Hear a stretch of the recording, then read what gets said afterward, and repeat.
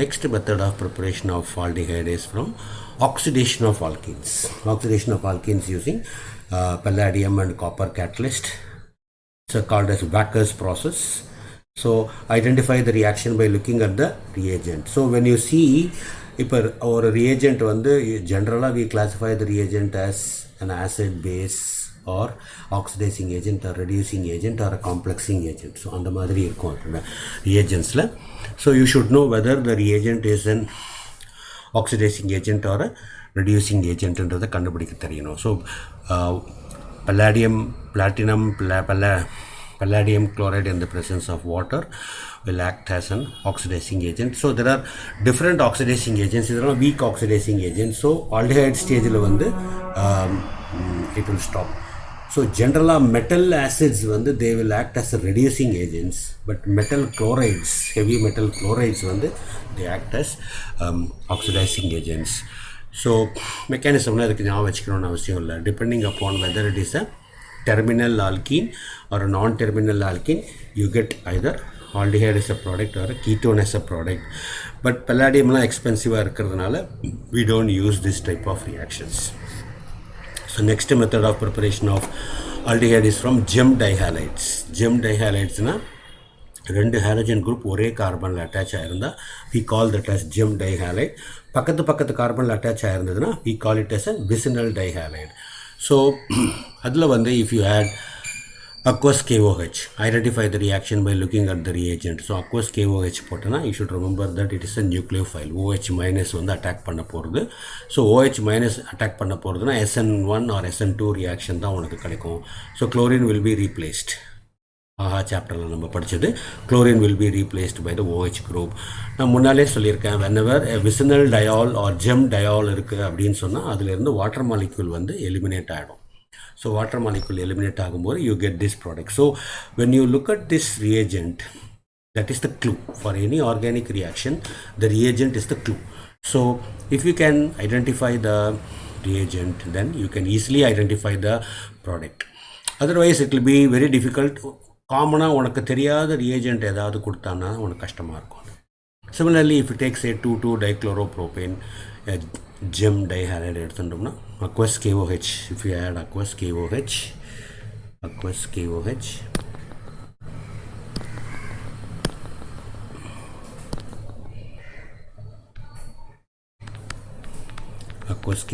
போட்டோம்னா அதே SN2 reaction.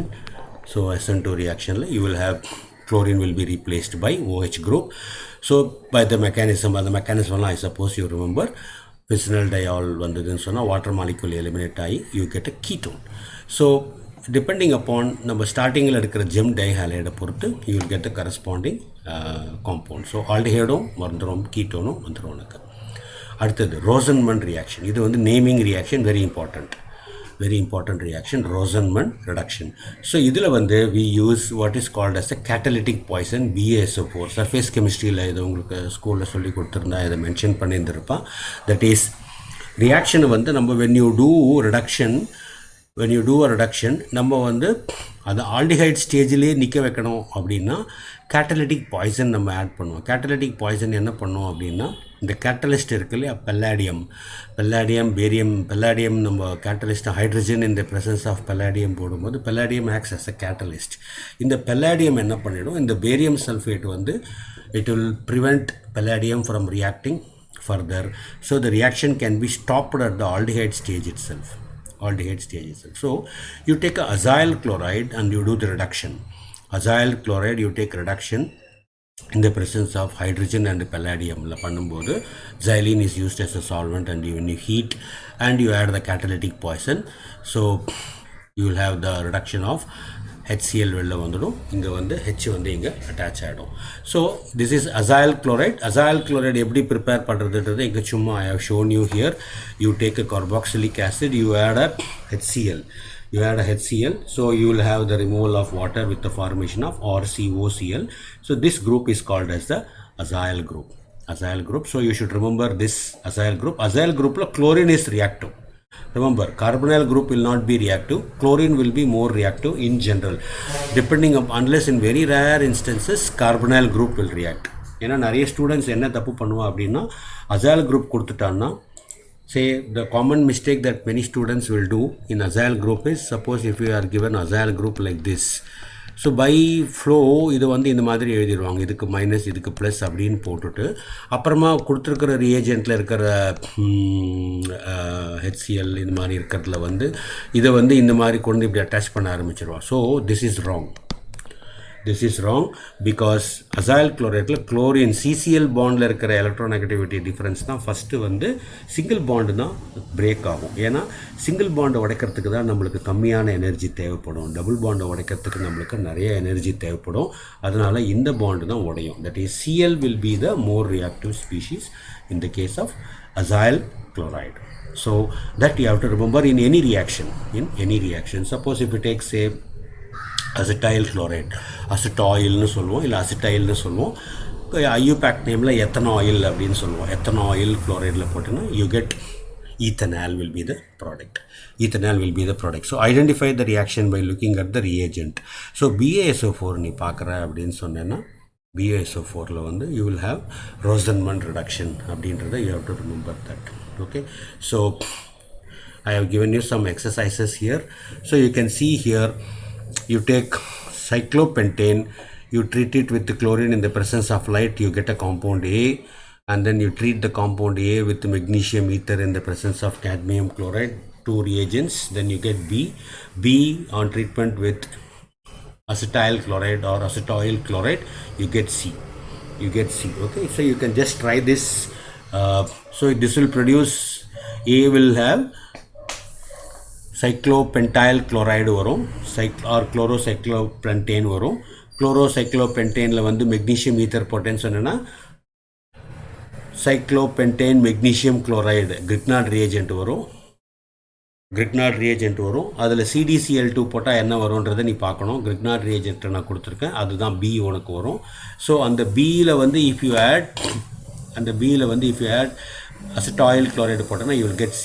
Okay, so you can just try this as an exercise for those who are interested. If you don't know, you let me know, I will tell you the answer to that.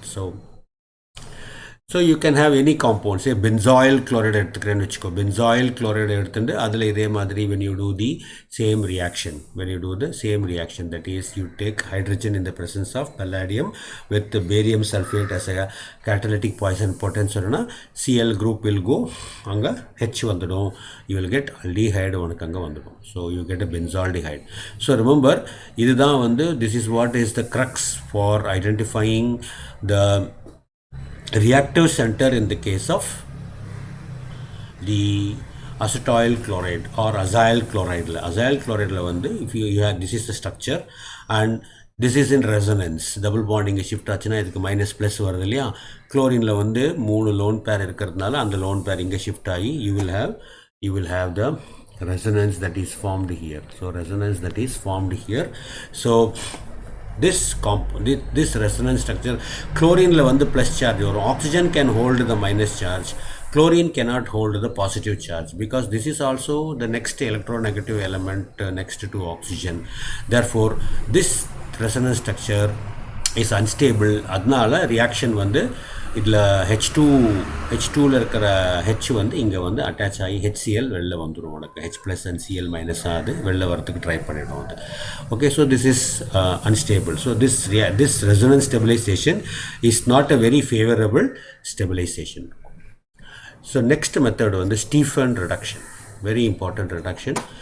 Identify the reaction. Stiffened reduction and the reagent பார்த்தோன்னா tin chloride in the presence of HCl. So tin chloride in the presence of HCl கொடுத்தா அங்கே என்ன நடக்கும் அப்படின்றத தெரிஞ்சுக்கணும். இப்போ tin chlorideல HCl போட்டால் என்ன நடக்கும்? ஸோ tin வந்து CASI get in lay group 14ல வரும். ஸோ group 14ல வந்ததுன்னு சொன்னால் இது வந்து +2 ஆக்சிடேஷன் ஸ்டேட்டில் இருக்குது. So when you react this with, it will form SnCl4 plus 2H or nascent hydrogen will be produced. So +4 oxidation state. If you remember, P block la vandu LOS HOS na sollirundha ungalku. LOS na enna, lower oxidation state, number of p electrons in the valence shell. HOS na enna, number of s and p electrons in the valence shell. So LOS stability increases down the group, HOS stability decreases down the group. So CASI கெட்டின்லே கீழே வரும்போது HOS stability increases. அதனால் SnCl2ல HCl போடும்போது SnCl4 form ஆகிடும். So this is relatively less stable when you compare with SnCl2. So அப்போ அந்த limited production of nascent hydrogen இங்கே form ஆகும். So that is how you identify the reagent. So reagent பார்க்கும்போது அதுலேருந்து என்ன form ஆகும் தெரியணும். நான் முதல்ல சொன்ன மாதிரி அது ஆக்சிடைசிங் ஏஜென்ட்டா, ரெடியூசிங் ஏஜென்ட்டா, ஆசிடா, பேஸா, காம்ப்ளெக்ஸிங் ஏஜென்ட்டா, இந்த நாளத்தில் நீ இப்போ பார்த்து இந்த நாளத்தில் இந்த 5த்தில் ஏதாவது ஒன்று தான் வந்து அந்த ரியேஜென்ட்டாக இருக்கும்.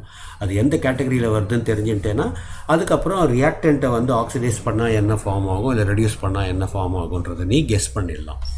ஸோ இந்த இடத்துல வந்து ஸ்டீஃபன் ரிடக்ஷன் வந்து நைட்ரைல்ஸ் எடுத்துப்போம். That is C triple bond N, cyanide குரூப்புன்னு சொல்லலாம், நைட்ரைல் குரூப்புன்னு சொல்லுவோம். ஸோ இதில் ரிடக்ஷன் பண்ணும்போது என்ன ஆகும், இந்த double bond C triple bond Nல வந்து C ட்ரிபிள் பாண்ட் Nல ஒரு பாண்டு உடஞ்சி NHCl காம்ப்ளெக்ஸ் ஃபார்ம் ஆகும், இன்டர்மீடியேட்டரி காம்ப்ளெக்ஸ் ஃபார்ம் ஆகும்.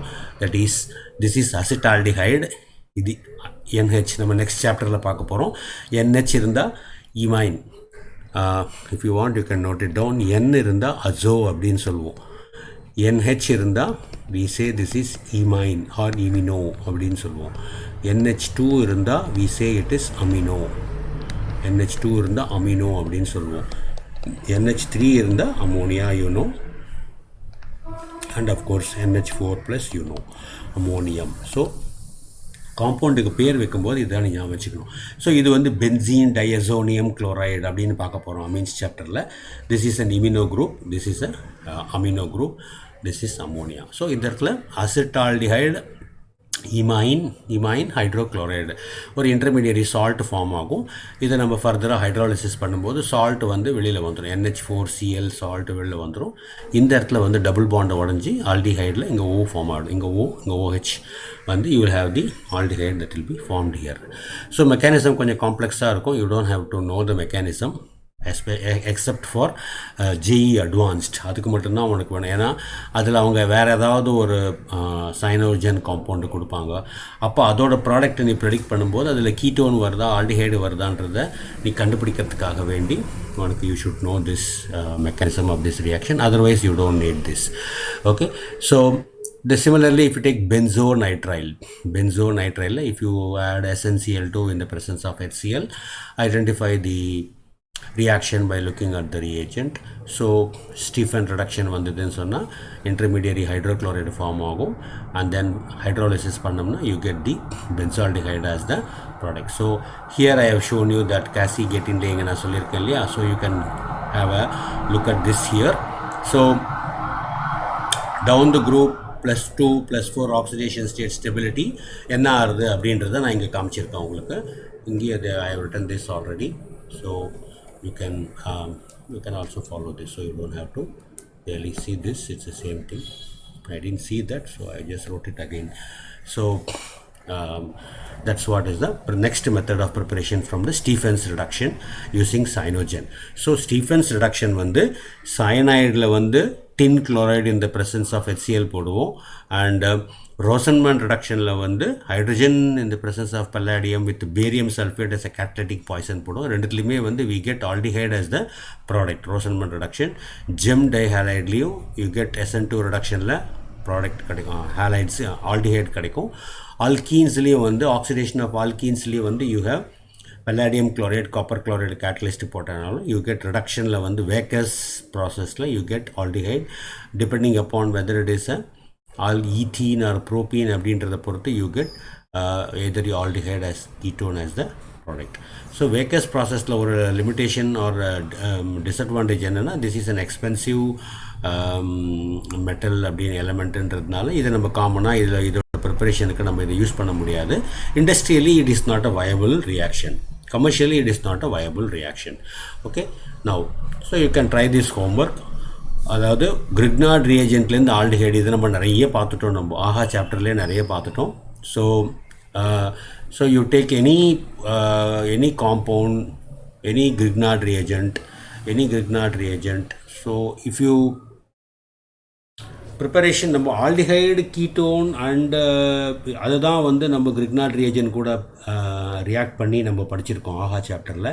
பட் கிரிக்னாட் ரியேஜென்ட்லேருந்து ஆல்டிஹைடு எப்படி கொண்டு வருது அப்படின்றது தான் இந்த ஹோம்ஒர்க் உங்களுக்கு நான் கேட்டிருக்கேன். இந்த இடத்துல how to you convert any Grignard reagent to இங்கே ஒரு எக்ஸாம்பிள் நான் கொடுத்துருக்கேன். Say for example if you take methyl magnesium chloride and you treat this with ethyl orthoformate common name கொடுப்போம்.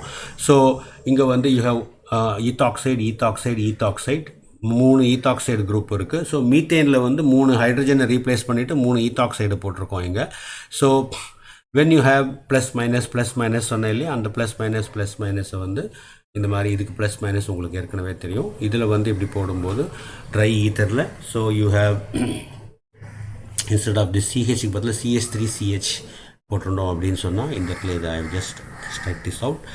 ஸோ ஒரு மாலிக்யூல் ஆஃப் எம்ஜியில் வந்து ஒரு OIT ஒரு BR இங்கே வந்துடும். மிச்சம் ரெண்டுத்தில் CO 2 OIT வந்துடும். So this is CH3 actually CH3 CHOH வந்துடும்.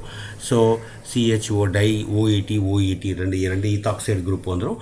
செகண்ட் ஸ்டெப்பில் when you do the hydrolysis, if you do the hydrolysis, so CH3 CHO வந்துடும் ப்ளஸ் 2 molecules of ethanol உனக்கு வந்துடும். ஸோ இந்த இடத்துல வந்து this will break and you will add the H here, this will break, you add the H here, and இந்த இடத்துல வந்து OH வரணும். OH போட மாட்டோம். OHல வந்து aldehyde வந்து இங்கே added, you will get the aldehyde part here. 2 you will get aldehyde group in this and H2O அப்படியே இங்கே வந்துடும். 2 H ஒரு O இங்கே அப்படியே வந்து you get aldehyde and ethanol as the product. So convert aldehyde, I mean நம்ம இது ஆஹா சாப்டரில் வந்து ஆல்டிஹைடை வந்து கிரிக்னாட் ரியேஜென்ட் கூட ரியாக்ட் பண்ணி ஆல்கஹாலை ஃபார்ம் பண்ணியிருக்கோம். If you remember that, maybe for a quick recap I will give you. So you have this aldehyde, இல்லை நம்ம ரியாக்ஷன்ஸில் பார்க்க போகிறோம். அதை கெமிக்கல் ப்ராப்பர்ட்டிஸ் ஆஃப் ஆல்டிஹைடில் வந்து நம்ம இதே ரியாக்ஷனை பார்க்க போகிறோம். இதோட ரிவர்ஸ் ரியாக்ஷனை நம்ம பார்க்க போகிறோம். So you have this minus and plus here, this is plus, this is minus here. So this plus will go and attack this, this minus will come and attack this. இது நம்ம ஏற்கனவே நிறைய தடவை பார்த்த ரியாக்ஷன் இது.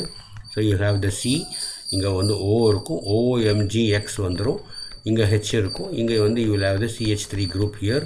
ரெண்டாவது ஸ்டெப்பில் hydrolysis பண்ணும்போது என்ன ஆகும், இந்த இடத்துல பாண்டு உடஞ்சி இங்கே H ப்ளஸ் வந்துடும், இங்கே OH மைனஸ் வந்துடும். அப்போ you will get, so this compound that is CH3 CH2 OH வந்துடும் உனக்கு. ஸோ CH3 CH2 OH இந்த காம்பவுண்டிங் வந்துடும். ப்ளஸ் MgOHX அஃப்கோர்ஸ் உனக்கு இந்த பை ப்ராடக்டாக வந்துடும் in all the Grignard reagent. So you get alcohol. So ஆல்டிஹைடினுடைய கெமிக்கல் ரியாக்ஷனில் வந்து கிரிக்னாட் ரியேஜென்ட் போடும்போது we get an alcohol. But இங்கே வந்து preparation of aldehyde from Grignard ரியேஜென்ட்டை நம்ம இங்கே பார்க்குறோம்.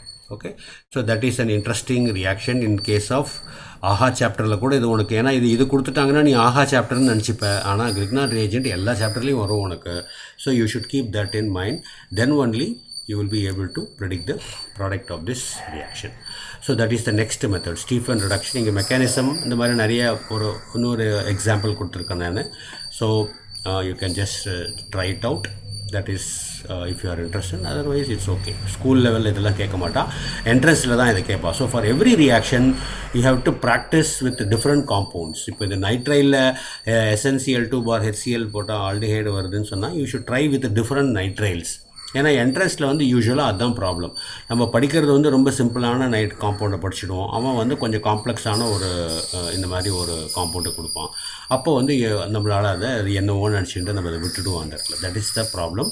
So if you are very serious about entrance, you have to practise நிறைய ரியாக்ஷன். ஒரு ரியாக்ஷனோட மெக்கானிசம் அண்ட் ப்ராடக்ட் புரிஞ்சுட்டுன்னு சொன்னால் அதை திரும்ப நிறைய ப்ராடக்ட் நிறைய காம்பவுண்டுக்கு அதை அப்ளை பண்ணி அதோட ப்ராடக்ட் என்னன்றதை ப்ரெடிக்ட் பண்ணுறதுக்கு ட்ரை பண்ணணும். So then the reaction will be நம்மளுக்கு தரவாயிடும். அது இல்லைனா மறந்து போயிடும். That's a problem.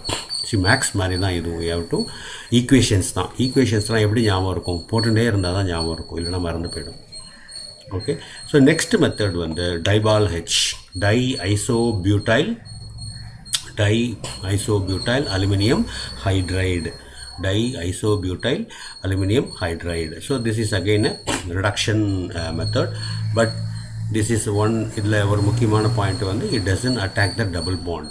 it doesn't attack. Whereas ozone போட்டோம்னா ozone வந்து it attacks the double bonds. This doesn't attack the double bonds. ஜென்ரலாகவே வந்து எல்லா ரியாக்ஷனுமே வந்து எல்லா ரியேஜென்ட்டுமே வந்து டபுள் பாண்டு தான் அட்டாக் பண்ணும். பிகாஸ் பை பாண்டு தான் இருக்கிறதுலே வல்னரபுளான bond. Because as I told you, pi bond is actually not a bond. ரெண்டு ஆட்டமை கனெக்ட் பண்ணுறதுக்கு ஒரு பாண்ட் இருந்தால் போகிறோம். ரெண்டாவதாக இருக்கிற பாண்டு சும்மா வேஸ்ட்டாக தான் இருக்கும். அதனால் அந்த பாண்டு தான் வல்னரபுளாக இருக்கும் அட்டாக் பண்ணுறதுக்கு. பட் டைஐசோபியூட்டைலினுடைய ஸ்பெஷாலிட்டி வந்து it doesn't attack the double bonds. Ethylenic double bondum triple bondலையும் இருக்கும். ஸோ இப்போ if you take a cyanide or nitrile dibal H in the presence of dry ether, you get an imine as an intermediate. Hydrolysis பண்ணும்போது you get aldehyde plus ammonia will be the product உனக்கு கிடைக்கும்.